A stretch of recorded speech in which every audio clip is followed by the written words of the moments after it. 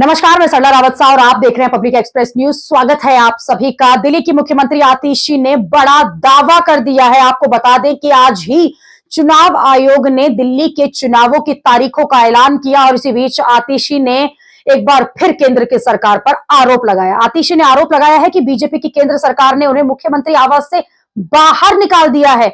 उन्होंने कहा कि ऐसा 3 महीने में दूसरी बार हुआ है। दिल्ली में चुनाव की तारीखों के ऐलान के बाद ही सियासी पारा तेजी से चढ़ गया है। दिल्ली की मुख्यमंत्री आतिशी ने कहा कि आज दिल्ली चुनाव की घोषणा हुई। बीजेपी के नेतृत्व वाली केंद्र सरकार ने 3 महीने में दूसरी बार मुझे मुख्यमंत्री आवास से बाहर निकाल दिया है।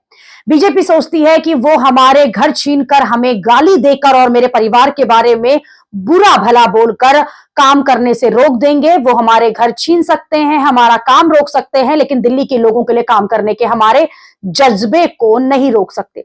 इधर बीजेपी लगातार इन आरोपों पर जवाब दे रही है। आपको बता दें कि बीजेपी नेता और पार्टी के आईटी सेल प्रमुख अमित मालवीय ने क्या कुछ कहा है इन आरोपों पर।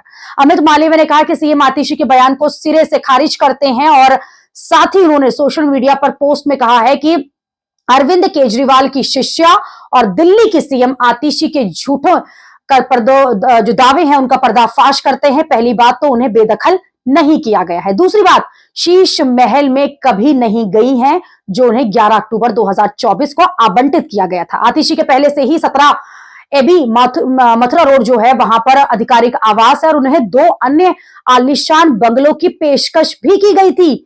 ये वो अपने बचाव में कह रहे हैं। उधर अमित मालवीय ने आगे ट्वीट में लिखा है कि शीश महल का आवंटन उनसे वापस ले लिया गया है। इसकी वजह है उन्हें आवंटन के लिए 1 सप्ताह के भीतर ही आधिकारिक जाहिर करने की आवश्यकता होती है, लेकिन उन्होंने नियमों का उल्लंघन करते हुए 3 महीने बाद भी ऐसा नहीं किया और जिसकी वजह से ये किया गया है। यानी कि जो टेक्निकल चीज है, ग्लिच है, वो इसमें है कि उन्होंने जो उनको अलॉटमेंट हुई थी उसे स्वीकार नहीं किया। आगे उन्होंने लिखा है कि किस तरह से सोशल मीडिया पर लिखा है कि शीश महल की जांच सीबीआई और ईडी कर रही है, जिसमें सीएजी की रिपोर्ट में इसके निर्माण में भ्रष्टाचार की पुष्टि हुई है।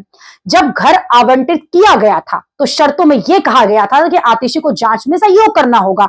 हालांकि उन्होंने जानबूझकर आवास लेने से परहेज किया। उनका झूठ सुनने वाला कोई नहीं है।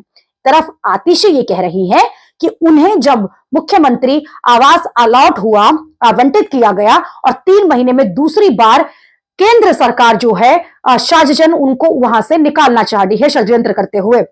लेकिन दूसरी तरफ आईटी सेल के हेड अमित मालवीय ये कह रहे हैं कि उन्हें 1 हफ्ते के अंदर आवंटित घर को स्वीकार करना था, या फिर उसको अगर वो स्वीकार नहीं कर रही है तो उसका रिप्लाई प्रॉपर प्रोसीजर के साथ दिया जाना चाहिए, तो जो उन्होंने नहीं किया और इसी की वजह से आवंटन जो है वापस लिया गया है। ये शीश महल जो है पूरा मुद्दा इस वक्त बीजेपी के लिए एक अच्छा फॉर्मूला बन गया है जिस पर वो खेलती हुई नजर आ रही है और बैकफुट पर कहीं ना कहीं आम आदमी पार्टी को इसी बीच करती हुई नजर आ रही है। और लेकिन एक बार फिर आम आदमी पार्टी की ओर से चुनावों की तारीखों के ऐलान के साथ साथ ये आरोप लग रहा है कि किस तरह से दिल्ली में सीएम आवास पर बीजेपी की केंद्र सरकार अपना हक जता रही है।